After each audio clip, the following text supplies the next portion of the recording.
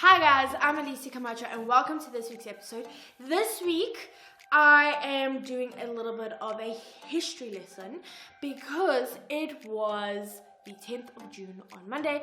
Now if you don't know what the 10th of June is and you are Portuguese, what are you doing with your life? That the 10th of June is Dia de Portugal. Now I was like, okay great, we celebrate Dia de Portugal, but what exactly is Dia de Portugal? I went and did some Googling and I found out that we are actually celebrating one of Portugal's most famous literary icons. Yeah? We celebrate a writer in Portugal because he wrote such a beautiful piece about Portugal and about Portuguese people and about our achievements and everything that we've done and what a great nation we are. Essentially, Dia de Portugal is a celebration of the Portuguese author Luís de Camões. What makes Luís Camões so spectacular? Well, guys, this man was famous for writing a poem about Portugal called Os Lusíadas. Okay, I hope I'm pronouncing that correctly, but I believe it's Lusíadas. Essentially, it was about the greatness of Portugal and the achievements that we achieved and our history and who we are as a people. And he didn't just write this while he was in Portugal, he actually wrote this while he was far away around the world. We've gone and we've explored the world because Portuguese people essentially are explorers. The poem was considered one of the most important pieces of literary work in Portugal because it's not a short poem, guys. It's like a whole series of poems. It's one book, one poem about everything Portuguese. That's why it's so good, and wrote it in such a way that it just really blew people's minds. Like it's just, wow, this guy is woo. So when Camacho was writing it, okay, he was, as I mentioned, he was over the seas. He went through such great lengths to save his work. He swam to shore with one arm while holding the manuscript in the other hand when he was shipwrecked in Vietnam. Imagine that, like your work is so precious to you that you will risk drowning. That's, no wonder we celebrate the man. He was very strong. While we don't know when Luís Camões was born, like I don't think we have an exact date, we know that he died on the 10th of June, 1580, the day that we celebrate. Now, the year 1580, however, Portugal still had a monarchy, right? And there was a bit of a problem with deciding who would take the throne. A little bit of a Game of Thrones moment over here in Portugal, where there was supposed to be a king to ascend the throne, but there was essentially no king. And then Prince Philip, or King Philip II from Spain, decided no, he's gonna sit his tushy on our Portuguese throne. So that's what he did. And for 3 generations, Portugal had a Spanish king on the throne. This whole situation in 1580 was called the Portuguese succession crisis. It took a while before Portugal was able to reclaim the throne. December 1st, 1640 is when we were like, nope, we want our seat back, thanks very much. And this whole time period between 1580 and 1640 was known as the Portuguese Restoration War, where we were at war not only with Spain, but we were at war with like every other European country, but at the same time every other European country was at war with each other. There was even a war called the 30-year war. Like who wars for 30 years? I mean, jeez, what a time to be alive. Hey, we are really like, yeah. But Portugal then was able to get a new king on the throne, a Portuguese king on the throne. He was a king from the house of Bragança. He was King John or João IV. And this was a new dynasty that took over Portugal, replacing the house of Habsburg. Okay, I hope I'm saying that correctly, which is essentially the House of Austria, which had been sitting on the Holy Roman Empire throne. I hope I'm saying that right. Fun fact about the House of Austria. The House of Austria was one of the biggest royal monarchies in Europe. They literally had their fingers in every pie. They had a royal member in every country, so including Spain, France, Italy, like Austria, Switzerland, Germany. Eventually they became extinct. I think the last royal member of their family was Empress Teresa something.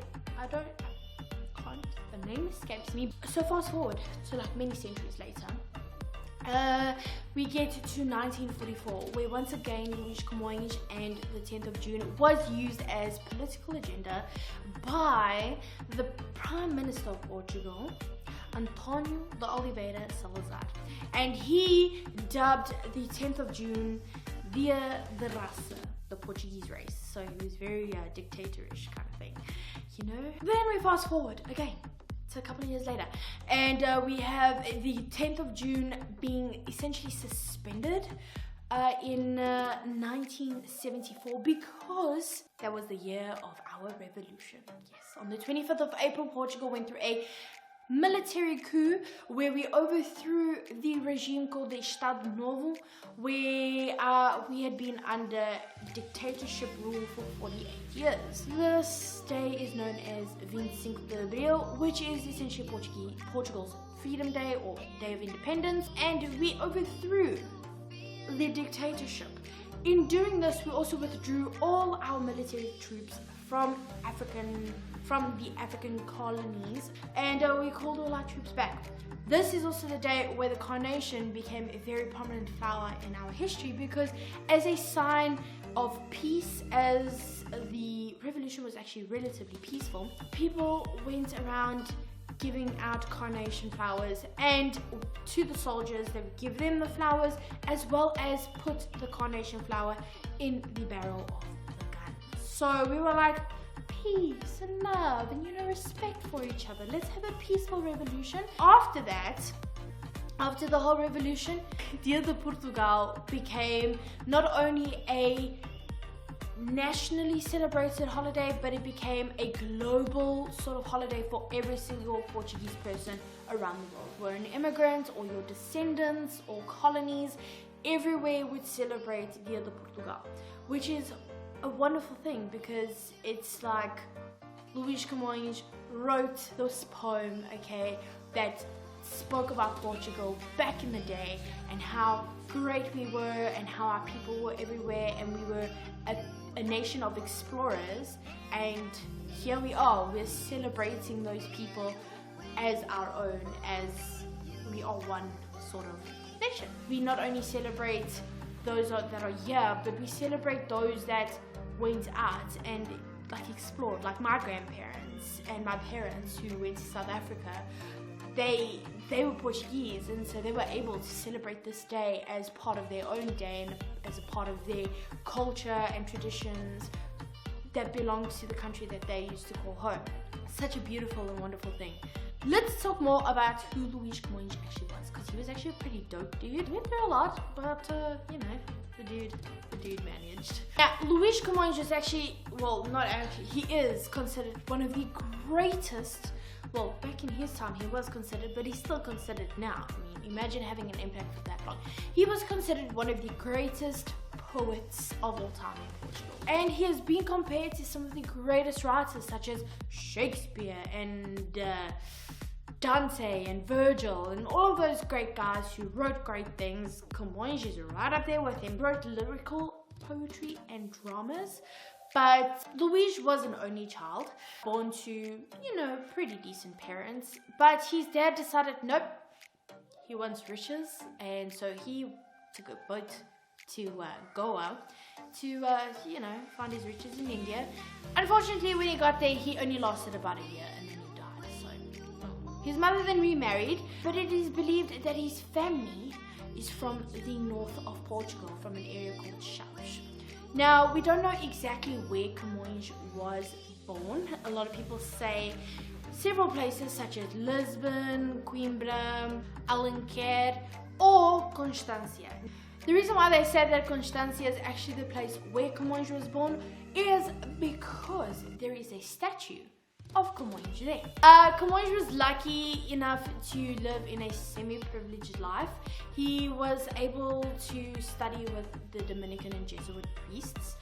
Thereafter, he was able to go to the University of Coimbra, where he was able to have access to literary works from the Greeks, the Romans, Latin work. He was able to read in Italian and Latin, and he was able to write in Spanish. So his style of writing was romantic and idealistic, and this was said to be inspired and motivated by the fact that he was in love with a lady.